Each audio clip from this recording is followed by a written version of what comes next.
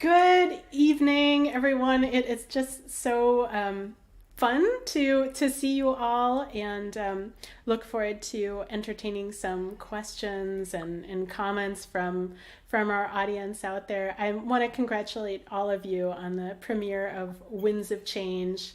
Such a beautiful program, and it's a real privilege to be here with you, Sydney, in particular, as the composer for A Journey to Freedom.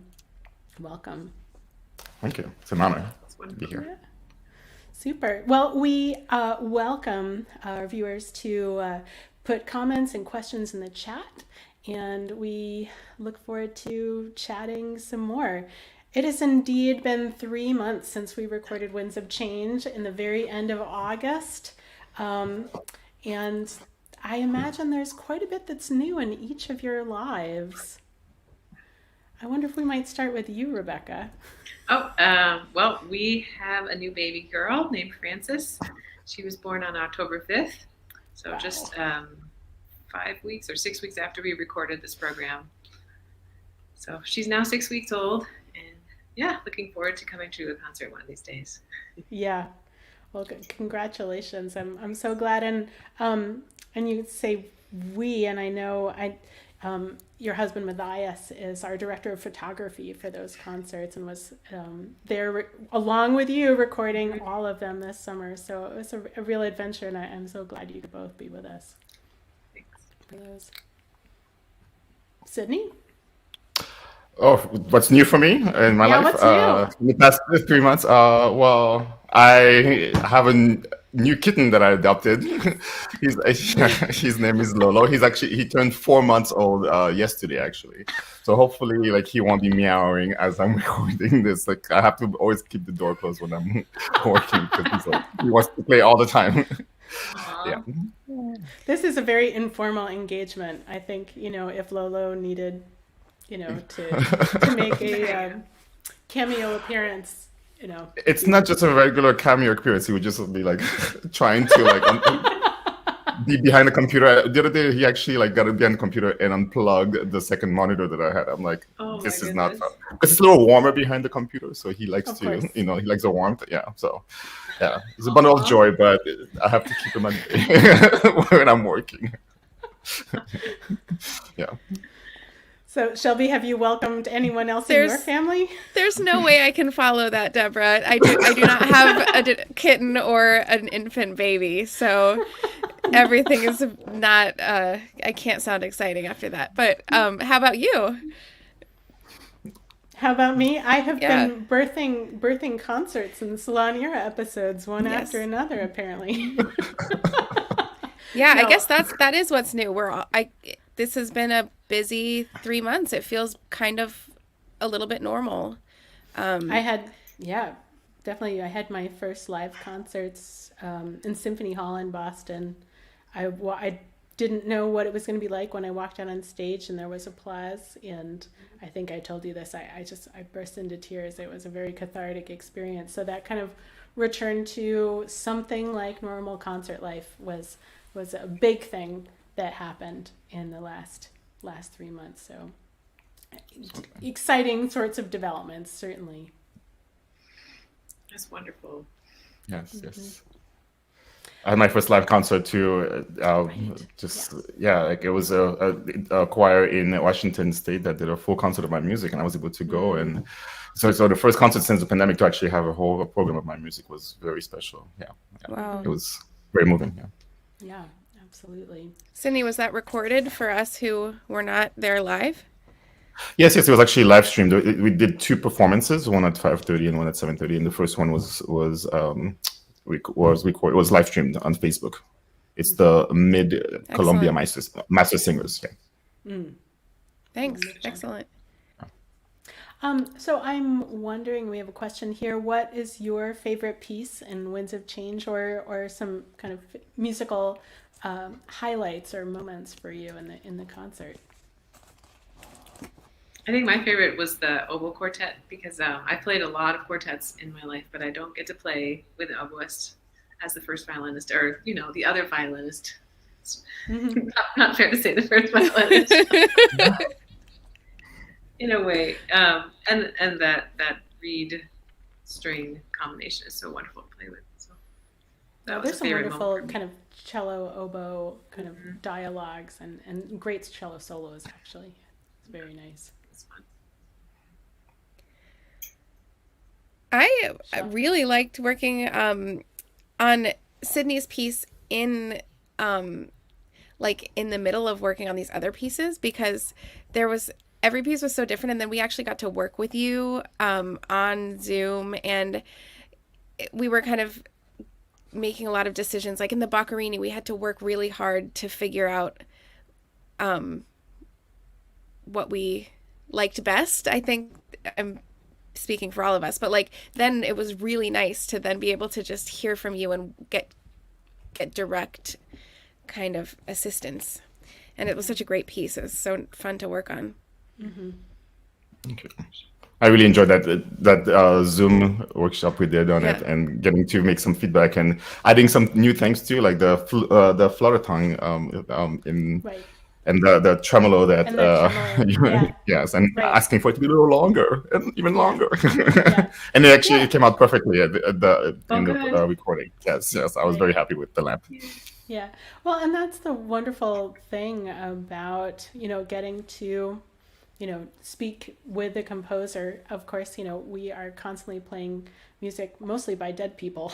Where that sort of, where that sort of interaction, A, is not possible, but also the understanding that there is, this kind of fluidity or flexibility or potential development that can happen. I mean, you're speaking about basically decisions that were made kind of in the moment and in response to the artist at hand and what you're hearing. So, and I have to say, I found that Zoom session that we did together really fun and informative, but it was actually doubly interesting in the pre-concert talk for this program to talk with Claude Dauphin and Jean-Bernard Serin a little more about Yanvalu rhythm and some of the like the associations with the snake and some of the ritual context, which I think just kind of enriches and deepens, what the work that we were doing together and my understanding of it now. So a question here, while this program is from the classical era primarily, it leaves better known pieces to the side. Was this 18th century repertoire new to you? It was entirely new to me. Yeah. Mm-hmm. I hadn't played any of it, which is wonderful. Obviously, I hadn't played Sydney's piece, but and the harp piece. That there's the arrangement, which Deborah, you did such a wonderful job arranging that. Thank you. Shelby, had you played any of the rep before? No, I hadn't, and that's another kind of beautiful thing about having both a new piece and a newly arranged piece, and this not new music, but trying to make it sound new. Like trying to make. That's what we all want to do when we're playing music like that. Like no matter when it was written, you want it to feel fresh and exciting. So it was really nice to have that perspective. And also, Deborah, you're getting to kind of work together. I say loose quotations together on that arrangement in rehearsal, and no, kind of we tried a lot of things. No, absolutely. I'm always so I made this arrangement of the flute and harp sonata for flute and string trio. But I was very important to me that it be as idiomatic and kind of believably kind of written by a classical composer, let alone, someone like Saint-Georges, who is a virtuoso violinist who would, know the ins and outs of how every string crossing would feel, to make sure that it felt really good as a piece, and really good for all the parts. And I was I'm always interested in, not only in creating a better performance, but like, improving the work as it were. So I was super open to feedback, and part of the rehearsal process, was deciding about, pizzicato in different places, or changing the figuration in a viola line, or, I had, sometimes, not I had probably hewing too close to the heart part, had chosen to keep the bass notes up too high in the cello, and so a lot of the time they came down the octave, through the course of rehearsal and things like that. So it definitely was a collaborative process to refine the arrangement, and I'm always grateful to my colleagues for that sort of feedback and what's the word I'm looking for, initiative. And a piece like that, it will never, because, Emmy's not here and Allison's not here, but because of just the individual playing it, like we were able to then make it kind of our own, add ornaments. And so it was really fun to, as we learned it over the week, develop kind of what we were trying to really go for. And that was really fun because no one's ever played that piece before like that. So yeah, it's exciting. Absolutely, and to make it your own. So a comment here about, thankfully, we apparently played very beautifully in sync throughout the concert. And do you have thoughts about what's special about preparing chamber music like this?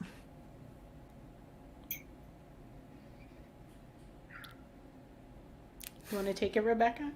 Listening. I don't know. It's a good question. I think all chamber music is comes down to listening and being in sync, not just with when your note starts and ends, but how you're shaping it, and that the phrases are going in the same direction, and that the commas and the ends of sentences are together.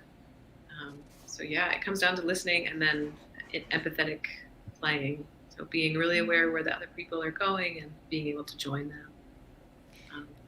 I'll add that because this was a recorded experience, our togetherness had to be a priority, but we didn't want to miss the excitement. So it's really hard to balance those things if you're trying to capture a live performance feeling, but knowing that you have a second chance. And so I think what Rebecca was saying, like by the end of the week, we really all did, I think, get in each other's brains a little bit, and it was actually really fun to be able to do that with you guys and in person, and it was even in the recording sessions, like we were still developing those things, I think, like even down to the last times we did it. So that is a special thing about preparing something like this.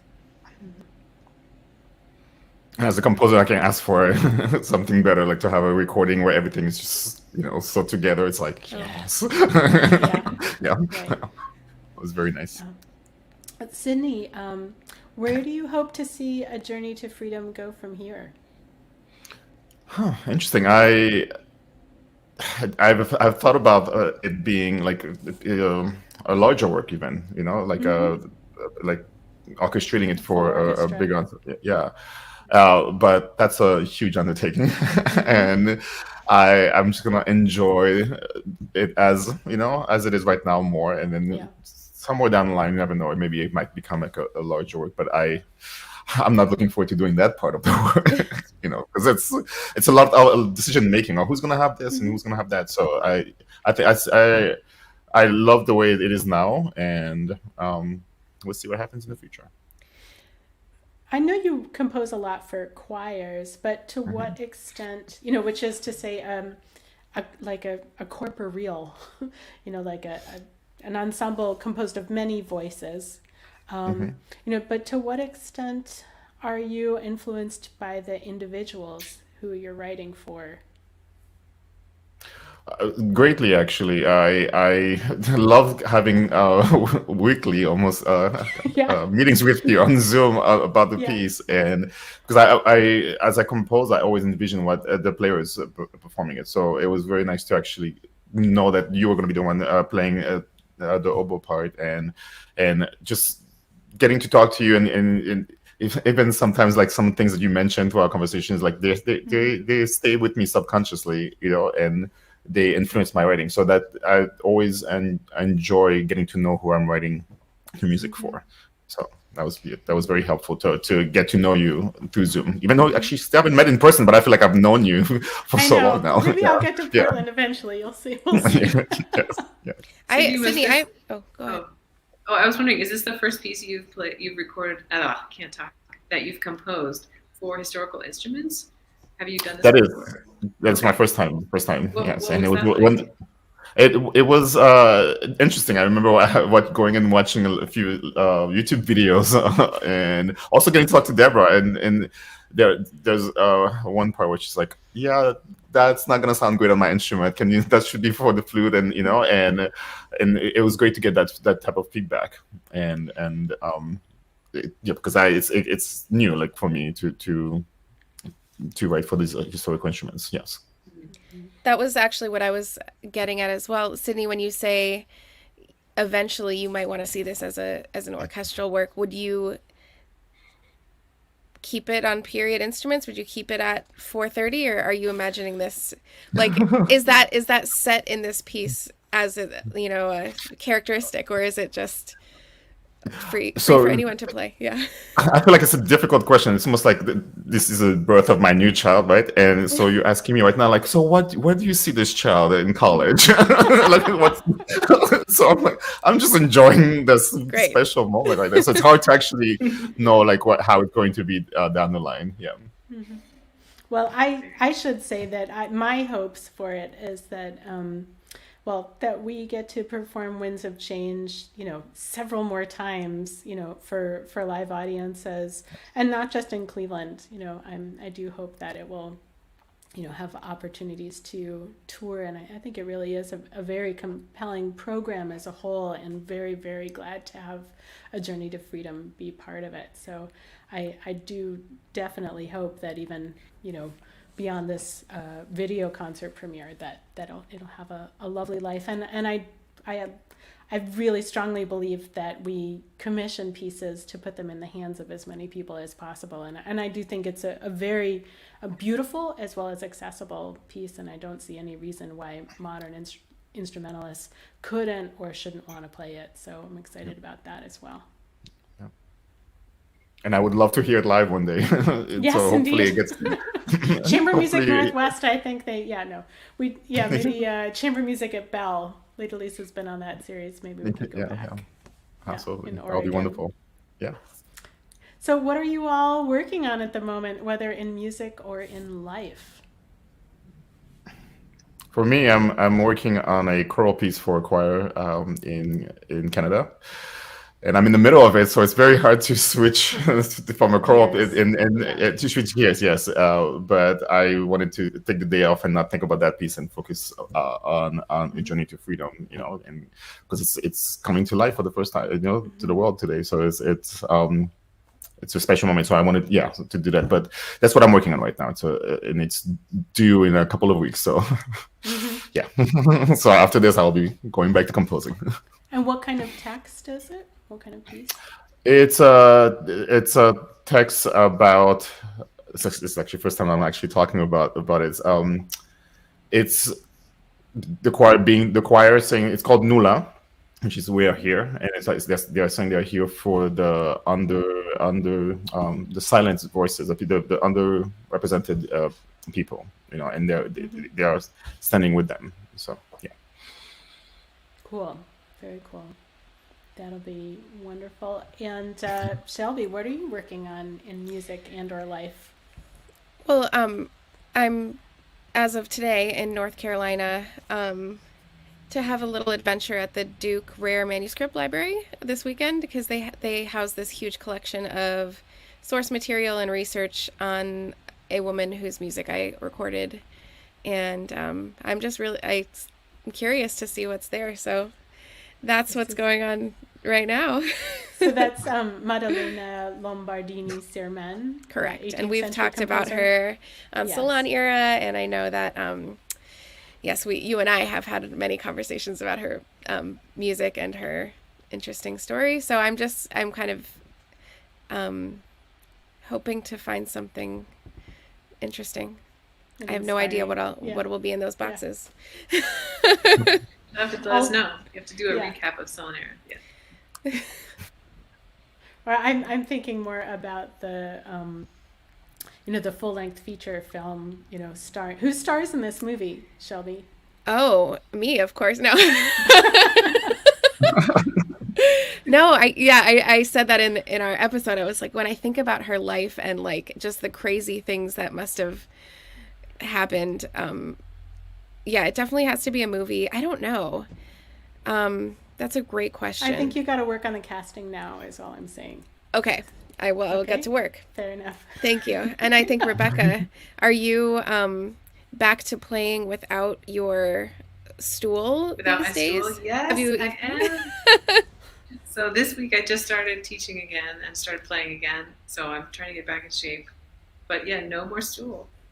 I don't know if people Great. I don't know notice. if people notice. Would notice. Yeah, I couldn't But maybe hold the that's something instrument you very could. well, so I had to have my friend happened to have a footstool exactly the right height, so I could play without holding the instrument. Yeah, so that's what I've been working on, just getting back into teaching and getting back on the instruments. And Deborah, you've been working on Solanera and anything else in life? What am I working on? I'm really starting to work very seriously on Les Délices spring programs, which is when we return to live performances. Both a medieval program called Of Gods and Heroes that will happen in late February, where I'm currently trying to finish the program so that we can do the contracts. But I think there are going to be some really beautiful and not just beautiful but interesting things. I'm trying to develop a sort of like Tristan and Isolde kind of scene or something, and then mixing in Marie de France poetry, and I don't know, I'm probably gone completely mad there. And other than that, I'm working also very much on The White Cat, which is the chamber opera, fairy tale based chamber opera that we're producing in the beginning of April. And so we're finally, talking about, the set design and the projection design and all of those details are and finding rehearsal space and all of those things. So big projects to be working on, and also planning for 22, 23. And yeah, I got a new oboe. I forgot to mention that. And hopefully that will have its debut very soon as well. Wow, So it's exciting. yeah. Madness all the time.